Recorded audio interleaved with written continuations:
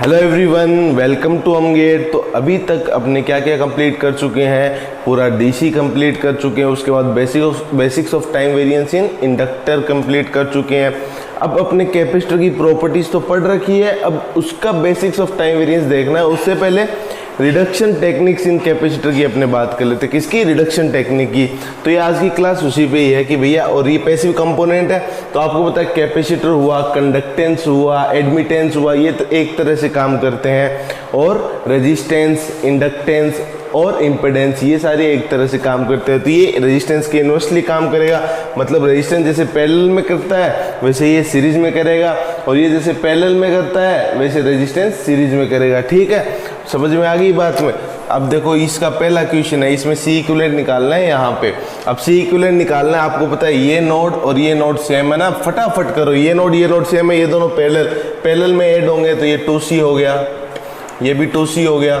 अब ये दोनों सीरीज में हो जाएंगे, सीरीज में हो जाएंगे तो ये जैसे रेजिस्टेंस पैरेलल में दो पैरेलल रेजिस्टेंस का क्या होता है R/2, तो दो सीरीज कैपेसिटेंस का क्या हुआ C/2, तो 2C है, दोनों सेम है 2C, तो 2C/2 यानी C, इसका आंसर आ जाएगा C इक्विवेलेंट। इजी था ना, आईएएस ऑब्जेक्टिव का क्वेश्चन था। इसका बताओ, ये दोनों सीरीज के अंदर है तो रेजिस्टेंस जैसे पैरेलल में काम करता है वैसे कैपेसिटर सीरीज में काम करेगा, तो 3 और 6 का कितना हो जाएगा 18/9 यानी 2 हो जाएगा। 2 और 2 पैरेलल में ऐड हो जाएंगे, 4 हो जाएगा। यहाँ पे इसका 4 हो गया, इनका क्या आ गया अपना 4 आ गया। अब 4 आ गया, 4 माइक्रोफेरेड फिर सीरीज में हो जाएगा। 4 माइक्रोफेरेड सीरीज में हो जाएगा तो उसका कितना हो जाएगा 2 माइक्रोफेरेड और 4 माइक्रोफेरेड फिर पैरेलल में हो जाएगा। तो यहाँ पे इक्विवेलेंट कितना आएगा 6 माइक्रोफेरेड। अब 6 माइक्रोफेरेड और 3 माइक्रोफेरेड फिर सीरीज में, तो CT की वैल्यू कितनी आ जाएगी 6 × 3/6 + 3 यानी 2 माइक्रोफेरेड। इजी था ना, इसे डायरेक्ट किया करो क्वेश्चन। ठीक है, अब ये है, इसको स्टार डेल्टा में कन्वर्ट करना है, गेट का क्वेश्चन है। क्यों करना है स्टार डेल्टा में? क्योंकि 10 × 50 500, 20 × 40 800, तो ये इक्वल नहीं आ रहा, बैलेंस नहीं हो रहा। दूसरा क्या मेथड है? स्टार डेल्टा का है। स्टार डेल्टा का मेथड है तो उससे करेंगे तो ये देखो, ये सारे मैग्नीट्यूड स्केलिंग हो रखी है, तो 10 कॉमन ले लेता हूँ, 10 से मल्टीप्लाई कर देंगे, जो भी CXY आएगा आपका। ठीक है, CXY जो भी आएगा ना आपका, वो आएगा 10 × C इक्विवेलेंट। C इक्विवेलेंट क्या है इसका? C इक्विवेलेंट निकाल दो आप, ये 1 हो जाएगा, ये 2 हो जाएगा, ये आपका 3 हो जाएगा।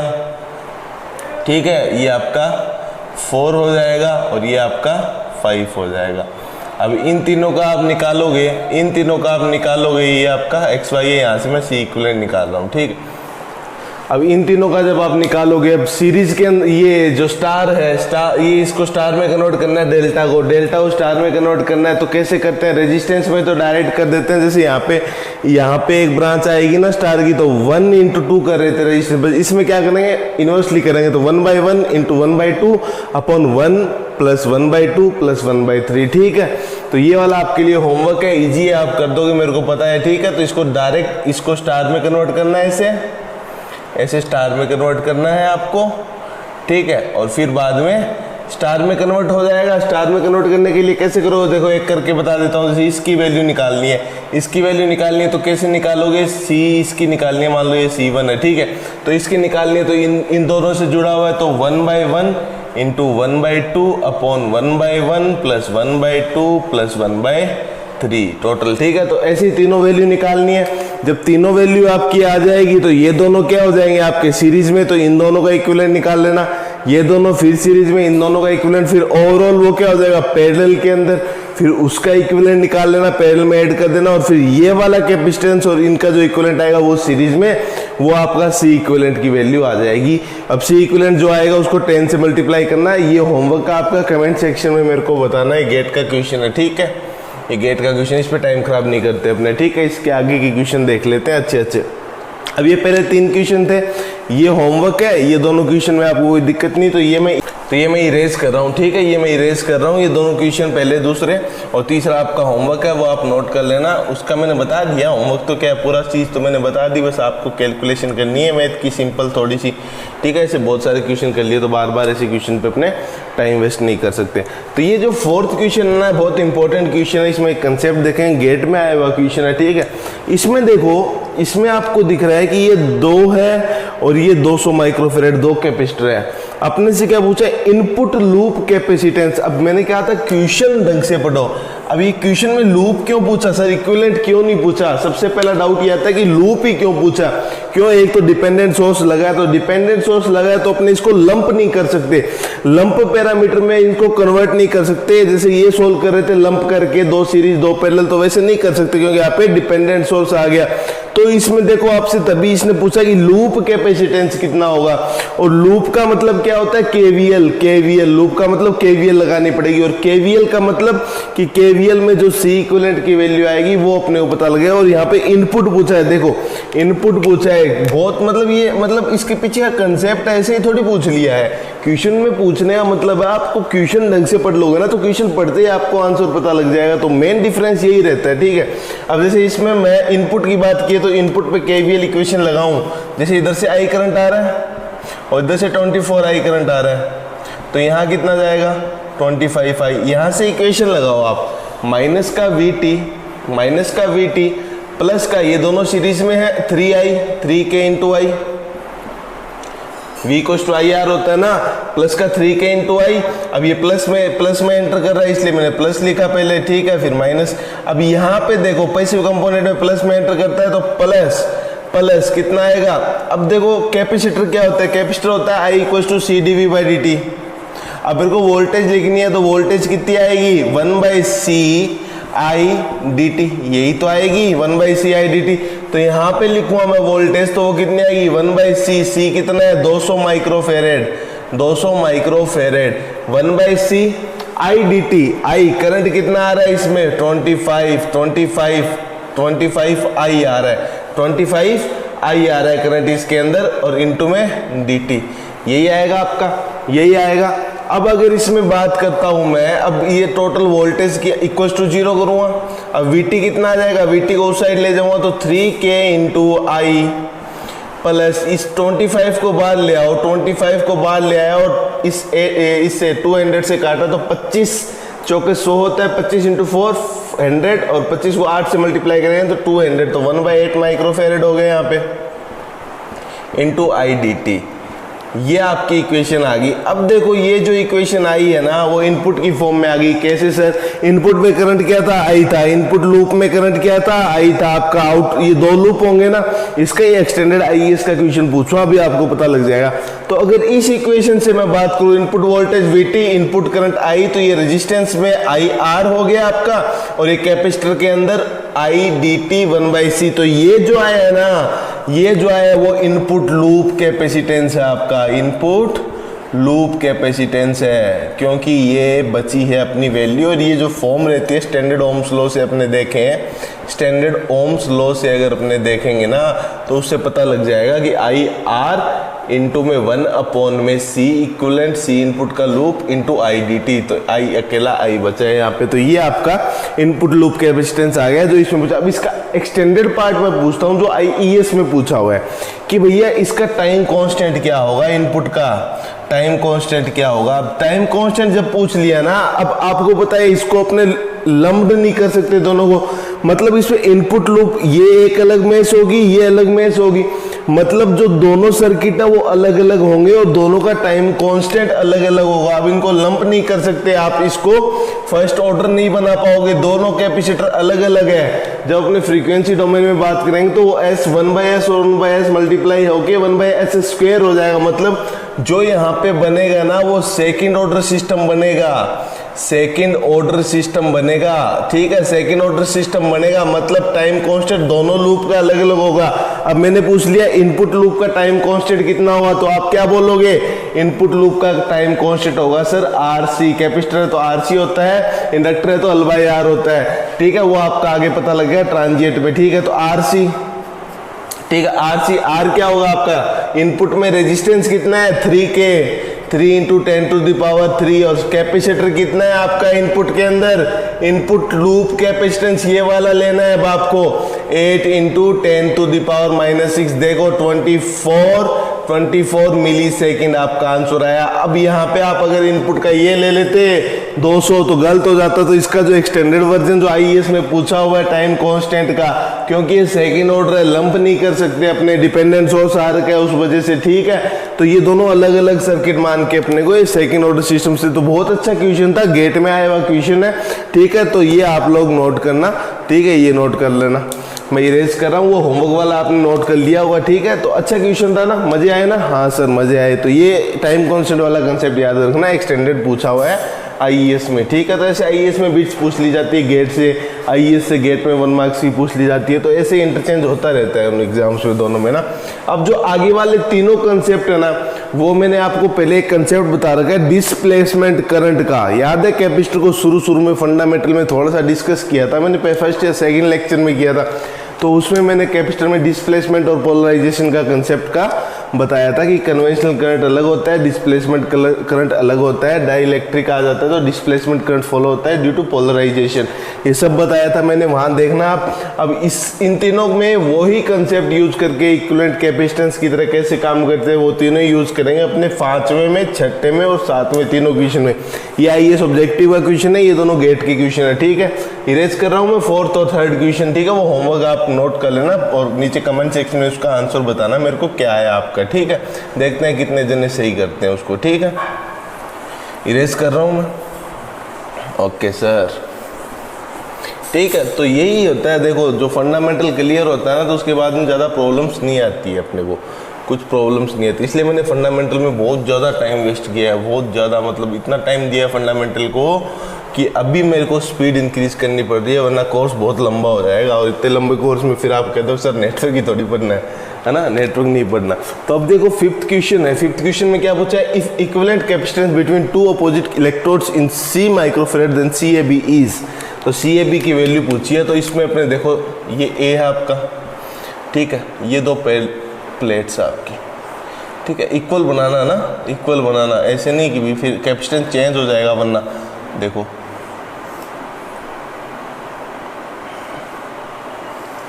ठीक है, ये मेरा बी पॉइंट। अब मेरे को इसमें पोलराइजेशन करवाना है, तो मेरे को क्या इनपुट एक्साइटेशन देनी पड़ेगी इस पे, इनपुट एक्साइटेशन दी, मान लो मैंने ऐसे दी, ठीक है। अब आपको पता है ये प्लेट्स है, यहाँ पोलराइजेशन होगा, मतलब चार्जेस पहले से और इक्वल चार्ज रहते हैं ना। अब जैसे अपनी बॉडी की बात करूँ तो सब चार्जेस इसमें इक्वल है, ऐसे थोड़ी है, कुछ चार्ज अलग है। तो यहाँ पे पॉजिटिव चार्ज और नेगेटिव चार्ज, क्योंकि न्यूट्रल हो जाएगा ना सब, फिर इक्वल रहेंगे तो न्यूट्रल। तो अब ये पॉजिटिव बैटरी है, तो इस इलेक्ट्रोड से कौन सा चार्ज खींचेगा, नेगेटिव खींचेगा। तो यहाँ पे नेगेटिव चार्ज जमा हो जाएगा सारा, यहाँ पे नेगेटिव आ जाएगा सारा। अब पॉजिटिव के पास नेगेटिव आ गया, इन दोनों प्लेट के पास क्या बचेगा, इन दोनों प्लेट के पास पॉजिटिव चार्ज बचेगा, क्योंकि न्यूट्रल होता है ना, जितना नेगेटिव गया उतना ही पॉजिटिव होगा। अब यहाँ पॉजिटिव बचेगा। ऐसे ही ये नेगेटिव वाला किसको अट्रैक्ट करेगा, पॉजिटिव वाले को अट्रैक्ट करेगा। ये मैंने वी पोलरिटी मानी है, ठीक है। पॉजिटिव वाले को अट्रैक्ट करेगा तो यहाँ पे क्या बन जाएगा, नेगेटिव।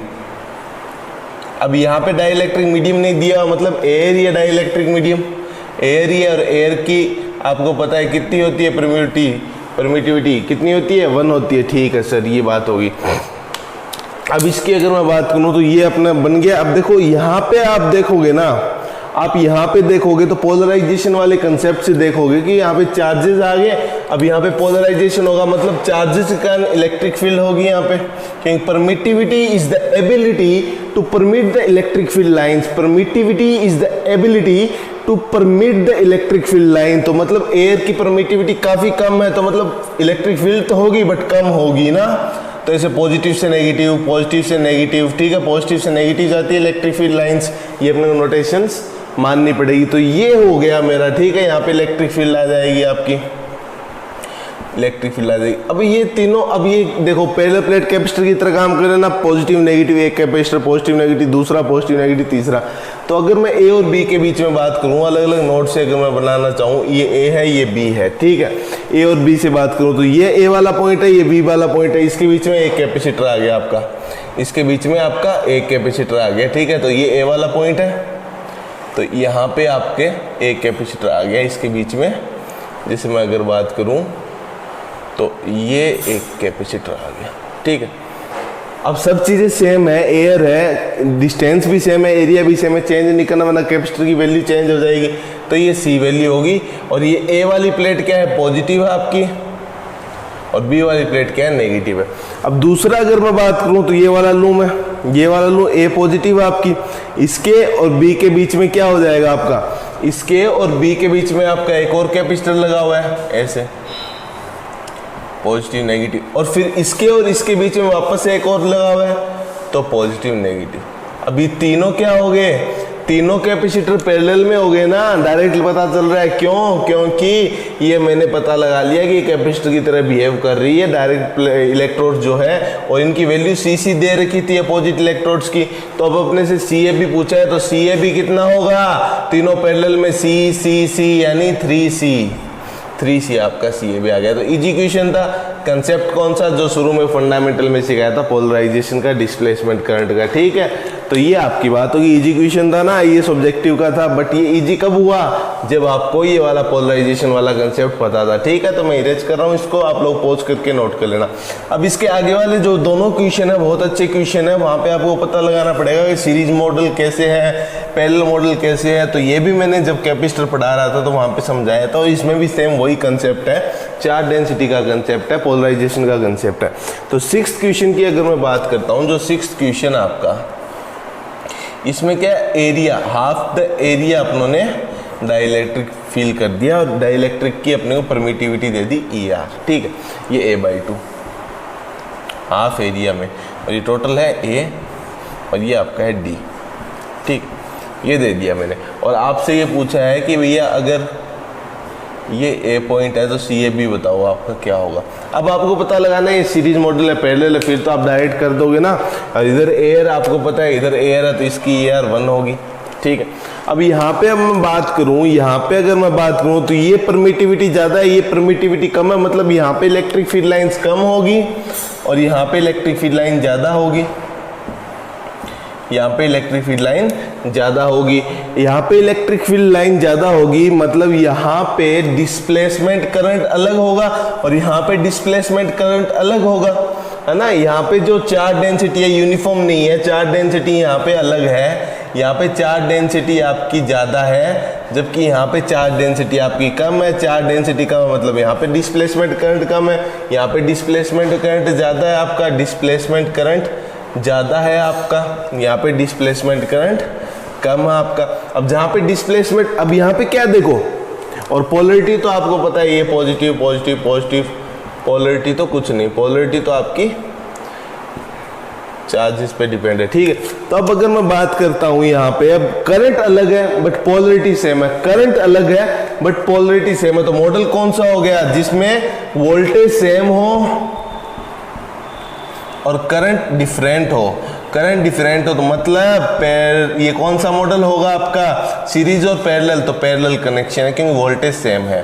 पैरेलल कनेक्शन, तो पहले कनेक्शन में कैपेसिटर ऐड होते हैं, तो सी इक्विवेलेंट निकालना है, सी ए भी निकालना है, तो C1 प्लस C2 कर दो। C1 की वैल्यू कितनी आएगी, epsilon naught epsilon r, epsilon naught epsilon r की वैल्यू 1 है, इंटू एरिया कितना है इसका A/2 है, इंटू में D, ठीक है, डिस्टेंस सेम है। ऐसे इधर बात करूँ तो एप्सिलॉन नॉट एप्सिलॉन आर की वैल्यू दे रखी है अपने को, एप्सिलॉन आर A/2D।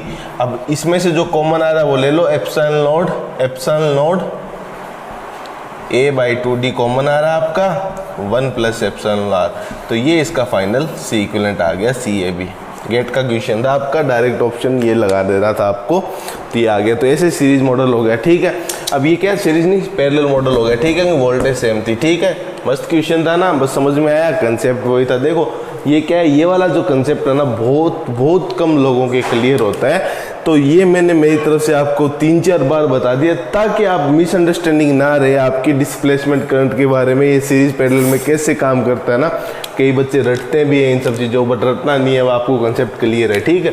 तो इरेज कर रहा हूँ मैं। अब लास्ट जो क्वेश्चन है आज की क्लास का 7th क्वेश्चन है, वो देखो, वो आप निकाल के बताओ कौन सा मॉडल आएगा आपका, वो आप निकाल के बताओ। इसमें क्या है, हाफ द डिस्टेंस अपनों ने डाइलेक्ट्रिक फील कर दिया, ये D/2 कर दिया, ये D/2 कर दिया। एरिया सेम है, इसमें एरिया सेम है A, और आपको ए बी बताना है कितना होगा।